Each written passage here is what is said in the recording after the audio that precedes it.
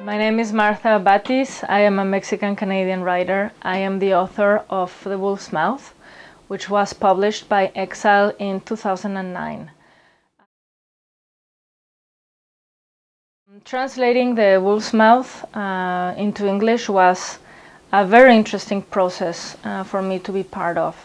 I had worked in literary translation before. I now find myself teaching literary translation at Glendon College, and now I can confidently talk about that because after working on the book, I know very closely how demanding it is and what it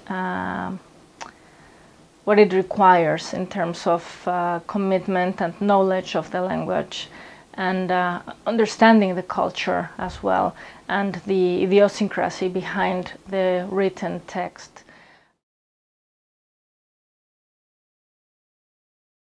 As I was supervising the translation, I found myself at times as an author being tempted to change things just to make it easier. And of course, as a translator, you cannot do that. You cannot alter the original text. And this original text had received an award already, so I couldn't freely just go and change sentences and change images just to make it easier for us as translators.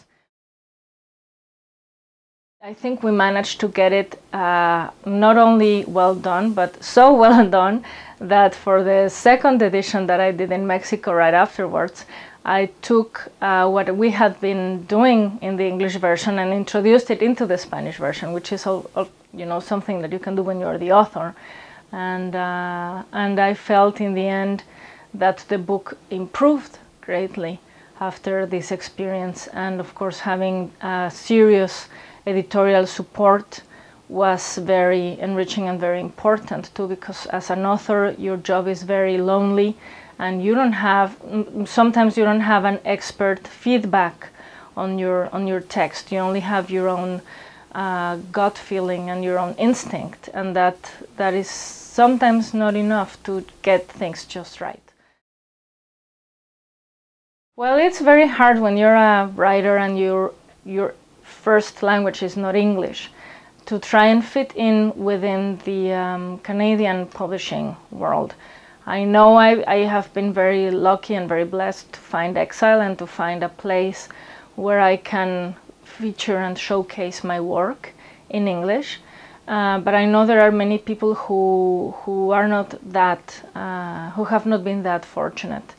It's very hard because really the way in which you express yourself when you write is deeply linked to the way that you think and you feel and you conceive the world. And I feel the world and I conceive the world and I think the world in Spanish. And to try to turn that into a different syntax and grammar and to find just the right preposition for it is so hard. It's like trying to find your way when you first walk after the first snowstorm and you're just falling around on the snow and you don't know how to handle that because you never saw that before. So to think of the world in a different language is like facing a new climate, a new weather, and you just have to be very stubborn and very humble and know that you need to learn and to start again and to walk slowly and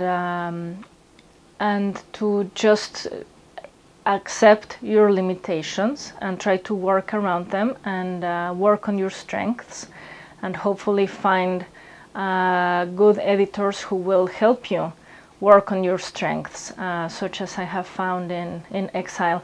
And I love the title. I love the name of Exile because really I think many people who have been forced to leave their country or who have decided to leave their country and come to Canada and start a new career and start a new life, and who still, like me, cannot conceive life away from the written word, to just find a new home within the written word in English in a publishing house that's called Exile is just lovely.